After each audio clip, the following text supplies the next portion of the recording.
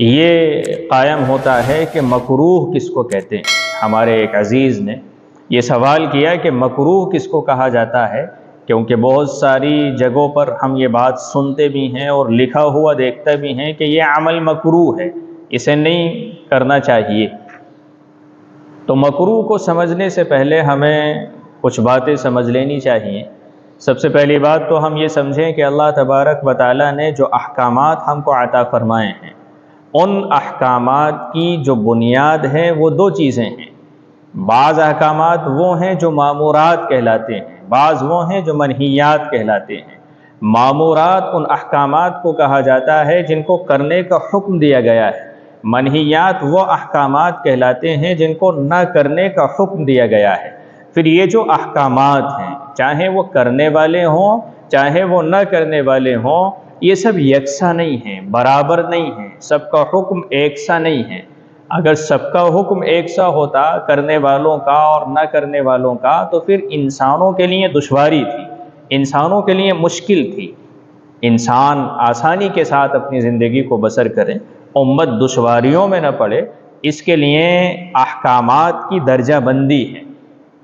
اس لیے ہم دیکھتے ہیں کہ بعض کاموں کا کرنا فرض ہوتا ہے، بعض کاموں کا کرنا واجب ہوتا ہے، بعض کاموں کا کرنا سنت ہوتا ہے، بعض کاموں کا کرنا مستحب ہوتا ہے۔ ایسے ہی بعض کام وہ ہوتے ہیں جو حرام ہوتے ہیں، اور بعض کام وہ ہوتے ہیں جو مکروہ تحریمی ہوتے ہیں، بعض وہ ہوتے ہیں جو مکروہ تنزیہی ہوتے ہیں۔ تو یہ جو درجہ بندی ہے احکامات میں، یہ انسانوں کے آسانی کے لیے ہیں، امت کی آسانی کے لیے ہیں۔ تو احکامات کی درجہ بندی ہے، سب یکساں اور برابر نہیں ہیں۔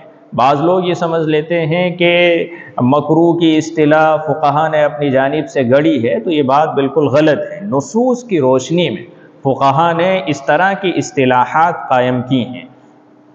اب ہمیں یہ سمجھنا چاہیے کہ حلال کس کو کہتے ہیں، حرام کس کو کہتے ہیں، اور مکروہ کس کو کہتے ہیں۔ وہ چیزیں کہ جن کے حرام ہونے کی، وہ چیزیں جن کی ممانعت کے دلائل بالکل واضح ہیں، یعنی بالکل منع کیا گیا ہے۔ شراب منع کیا گیا، زنا منع کیا گیا، غیبت اس سے منع کیا گیا، ایسے ہی خنزیر کا گوشت اس سے منع کیا گیا، اور اس کے علاوہ اور دیگر چیزیں ہیں جن کا بالکل حرام ہونا واضح ہے، نصوص سے بالکل پتہ چلتا ہے، تو یہ چیزیں حرام کہلاتی ہیں۔ اور بعض چیزیں وہ ہیں جن کی اجازت کے دلائل واضح ہیں، یا کسی نص ممانعت کا ثبوت نہیں ملتا ہے، وہ چیزیں حلال کہلاتی ہیں۔ جیسے پھلوں کا کھانا ہے، میووں کا کھانا ہے، یا نکاح کرنا ہے، آپس میں بات چیت کرنی ہے، اور دیگر چیزیں ہیں جن کی اجازت بالکل واضح ہے، تو یہ چیزیں حلال کہلاتی ہیں۔ اور بعض چیزیں وہ ہیں جن کی اجازت اور ممانعت کے دلائل موجود ہیں، یعنی اجازت کے دلائل بھی ہیں اور ممانعت کے دلائل بھی ہیں، کرنے کے بھی دلائل ہیں اور نہ کرنے کے بھی دلائل ہیں، دونوں طرح کے دلائل ہیں۔ تو یہ چیزیں مکروہ کہلاتی ہیں، کیونکہ نہ تو ان کا حلال ہونا بالکل واضح ہے اور نہ حرام ہونا بالکل واضح ہے، بلکہ یہ درمیانی چیز ہے جو نہ حلال کی فہرست میں ہے اور نہ حرام کی فہرست میں ہے۔ تو ایسی چیزوں کو جن کے کرنے کے دلائل بھی موجود ہوں، نہ کرنے کے بھی دلائل موجود ہوں، یہ چیزیں مکروہ کہلاتی ہیں۔ اور اس کا ثبوت حدیث شریف سے ملتا ہے۔ رسول اللہ صلی اللہ علیہ وسلم نے فرمایا، ان الحلال بین والحرام بین، حلال واضح ہے، حرام واضح ہے، یعنی جو چیزیں کرنے کی ہیں بالکل واضح ہیں، نہ کرنے کی ہیں بالکل واضح ہیں۔ وبینہما مشتبہات، اور کچھ چیزیں ان کے درمیان مشتبہ ہیں، لا یعلمہن کثیر من الناس، اکثر لوگ ان کو نہیں جانتے ہیں، یعنی پتہ نہیں چل رہا کہ یہ حلال ہیں یا حرام ہیں، مشتبہ چیزیں ہیں۔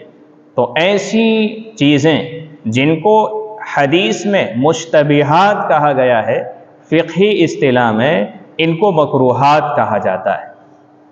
رسول اللہ صلی اللہ علیہ وسلم نے حدیث شریف میں مشتبہ چیزوں سے بچنے کا حکم فرمایا، اور آپ نے یہ فرمایا کہ جس نے مشتبہ چیزوں سے اپنے آپ کو بچا لیا اس نے اپنے دین کو اور اپنی عزت کو محفوظ کر لیا۔ اور پھر آپ علیہ الصلاۃ والسلام نے چراگاہ سے مثال پیش فرمائی کہ ہر بادشاہ کی ایک چراگاہ ہوتی ہے۔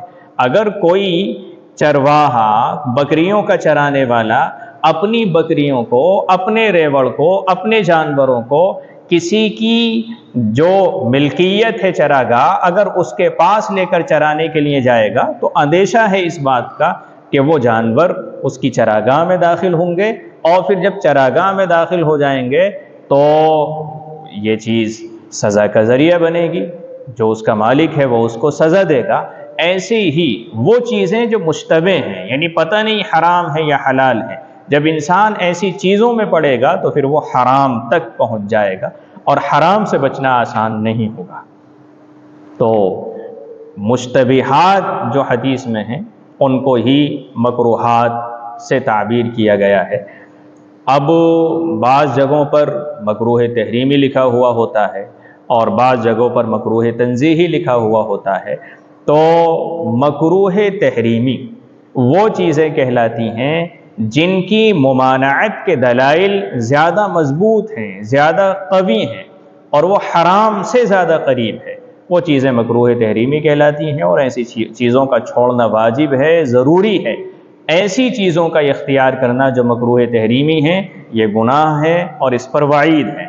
مکروہ تنزیہی وہ چیزیں کہلاتی ہیں جن کی اجازت کے دلائل زیادہ قوی ہیں اور زیادہ مضبوط ہیں، ایسی چیزیں حلال کے زیادہ قریب ہوتی ہیں، ان سے بھی اگرچہ بچنا بہتر ہے اور بچنا چاہیے، پرہیز کرنا چاہیے مکروہ تنزیہی سے بھی، لیکن اگر کوئی مکروہ تنزیہی جس کو مکروہ تنزیہی کہا گیا اگر اس عمل کو کر لے تو گناہگار نہیں ہوگا۔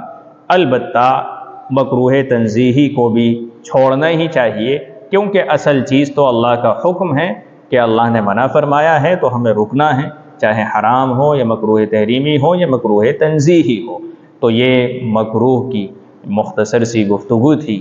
اللہ ہم سب کو سمجھ کی توفیق دے۔